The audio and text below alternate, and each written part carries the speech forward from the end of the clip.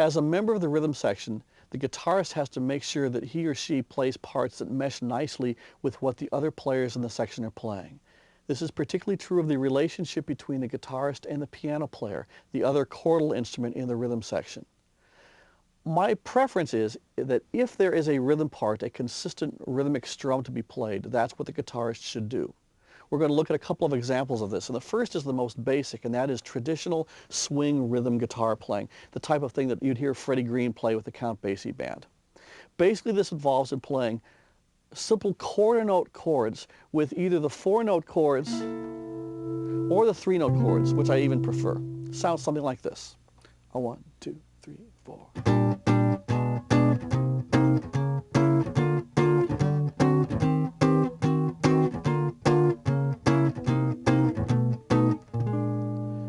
Now let's look at what's involved in this playing this style. Let's look at the left hand first. One of the things that's important is that there's a little bit of separation between the chords, and you get this by lifting your left hand fingers off the strings a little bit. And you want this to be rhythmic. Even though we're playing quarter notes, we want the rests in between the notes to make it sound like we're playing eighth notes. So instead of counting 1, 2, 3, 4, count 1 and 2 and 3 and 4 and...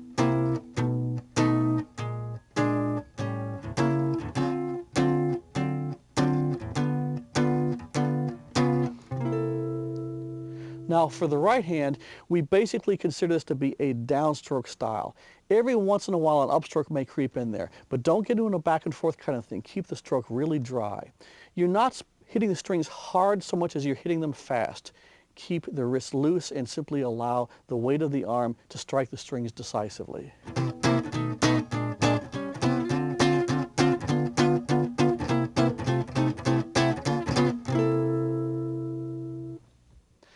Now, one of the things when playing a rhythm part that you want to be aware of is the relationship on an amplified instrument of how you control volume. There are two ways you do this: how hard you pick the strings and how loud the amplifier is.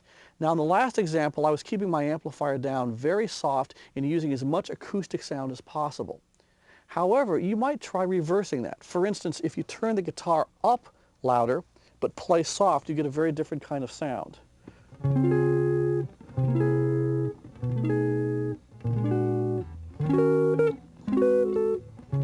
This is particularly nice for playing ballads. Here's what I do on ballads. Basically, I just play half notes and whole notes and let them ring. 2, 3, 4. 2, 3, 4. 1, 2, 3, 4.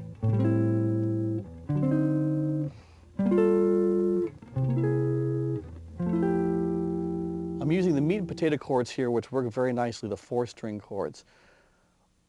Basically what I'm doing is allowing this little bed to ring underneath the rest of the rhythm section. Notice I'm not using any embellishment at all. I'm letting the chords ring.